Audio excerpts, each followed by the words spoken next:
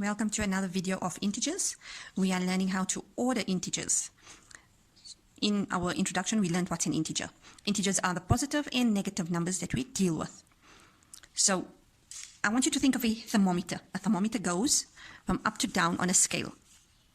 On the top, above our 0, because 0 means nothing, so you're starting at a baseline, 0. Above it is all your positive numbers, and we show it with a plus. Now in maths, we take for granted if the numbers do not have a plus next to it, it will always be positive. Below the 0, all these numbers will be minus. Minus means negative. As you can see, all these numbers got a minus on my thermometer. If it's a thermometer, when the mercury rises, it gets hotter.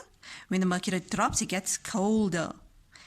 Think of it like that. The bigger, the hotter, the more you will have. So everything above our baseline here, this will be more, or in maths, more equals greater. And everything below our baseline, the 0, everything underneath with the minus will be less. And it will be less than. So we have greater than, we have less than. That's how we speak in maths. We can also turn this sideways and use it as a number line. Everything towards the right being greater, everything towards the left being less. Let's order our integers. How do we know which one will be bigger than the next? How do we go ahead and try and order them before we can even compare? So to start off with, you'll have one drawn for you, or you may print this out from our online class. It's just a scale for you to be able to work out. So your exercise, you've been given numbers, and now you need to order it. How do we know which is bigger, which is smaller? First things first, from your numbers given to you, break it up into negative numbers and positive numbers. 9 is a positive number. 6 is a positive number. Minus 1 is a negative number. 0, well, 0 is nothing, so I'm putting it in the center. Minus 4, 8 is a positive number. Minus 7 is a negative number. Now I can go ahead and try and make sense of it before I write it in my ascending order and descending order. From the least to the greatest, greatest to the least, because that's what your questions ask of you. So going ahead and having a look at our numbers, use your scale to identify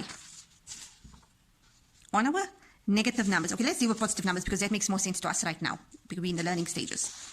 In our positive side, from 0 upwards, on our scale, I have 9, 6, 8, which would be our smallest number, 6. So I'm writing it here. Then 8, then 9. What about our negative numbers? Now it gets a bit tricky when you're starting off to learn. Let's look at our scale so it makes it easier for us. The ones closest to the 0 would be bigger. As I go down, they get smaller in weight. That means I don't want to be down. I want to be up. So let's have a look. Which one comes closest to the 0? Minus 1. Which one is next closest to the 0 from these numbers?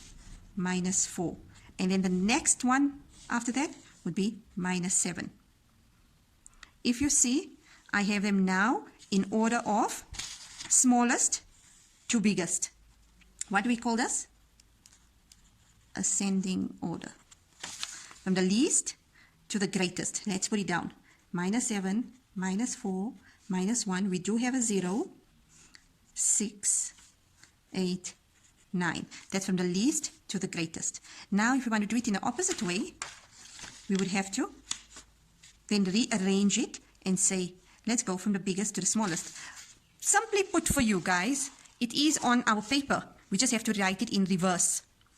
So the greatest number will be 9, then 8, then 6, then 0, then minus 1, minus 4, minus 7. Isn't it? I would rather have 9 rand than 6 rand. So 9 is greater than 6. I'd rather have 6 rand than having nothing.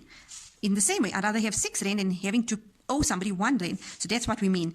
Greatest to the least. So that we call descending order.